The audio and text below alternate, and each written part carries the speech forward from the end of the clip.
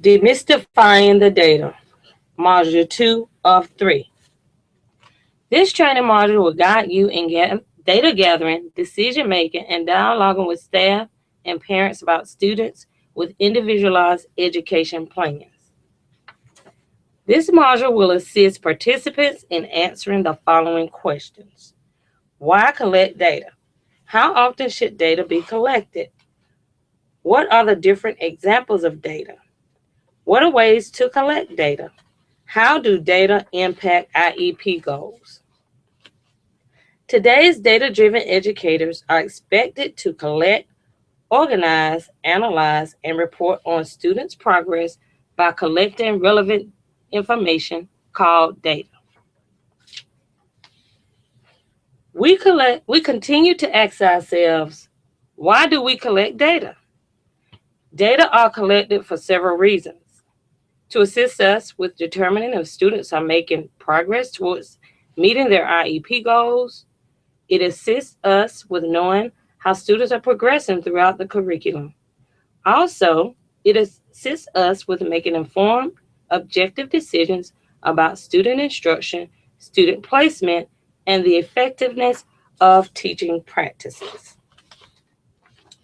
How often should data be collected? When you begin a new skill, you collect data to gather baseline information. Then data should be collected to determine how students make progress towards meeting the goal. Collecting at least 8 times a year will give you information to include in progress reports and report cards. However, the frequency of data collection of IEP goals should be determined by the IEP team. It is also helpful to collect data before and after breaks to determine if a student will require ESY services to recoup the mastered skills within a reasonable amount of time, or to assist with determining if behavior or academic regression is evident after the break. There are several different types of data. Formative assessments inform instruction throughout learning. Diagnostic assessments provide baseline information for students. Curriculum-based measures provide information on student progress and grade level expectation. Summative assessments are conducted at the end of instruction to provide overall feedback of students' mastery of content. Now let's dig deeper. Formative assessments. It allows us to see if students are meeting standards set by the district, teacher, or state. It guides teachers in making decisions about future instruction. And it allows us to check for understanding along the way to help make decisions about instruction. We use it to adjust instructional practices. Also, it provides educators with timely, critical evidence that indicates student skill levels, concept mastery, and progress towards curriculum goals. Here are some examples. Formative assessment informs instruction. An example might be where a teacher checks for understanding by asking the student if they understood a concept, or by asking them to put their thumbs up. Now, if they do not have clear mastery, or if they have difficulty with understanding a concept, the student might put their thumbs down. This is kind of like a mini quiz to determine if the student has or has not learned the concept. Diagnostic data, it tracks progress, so the teacher can assess the progress.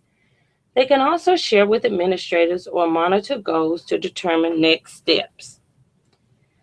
Some examples of diagnostic data include reading mastery, pre-tests.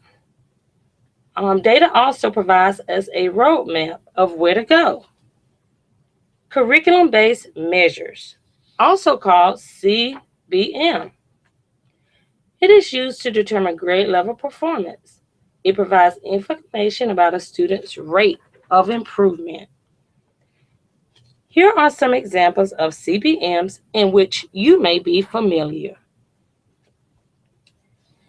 Summative assessments. Summative data assists with scheduling, making curriculum decisions, direct future instruction, and improve instructional practices. Examples of when summative data can be collected is at the end of a unit, quarter, course, or specific grade. Summative data examples include EOCs, common district assessments, unit tests, EOGs, SAT, as well as ACTs. Now, there are different ways to collect data. On the next few slides, you will find some resources that will be helpful as you determine tools to use in order to collect meaningful data. Notice examples of data collection tools around writing. Please click the links to see examples of writing tools. Here are some examples of types of data collection tools around reading. If you're an EC teacher, you can find this information in the shared folder on Google. A student may use this rubric to self-assess their independent reading. Here are some examples of types of data collection tools around math. Please click the links to see examples of math tools. More examples around behavior. You may click the link to see examples of behavior tools.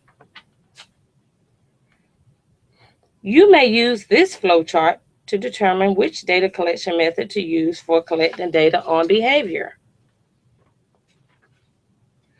Once you determine the data collection tool and have collected data, ask yourself the following questions to assist with the analysis of data.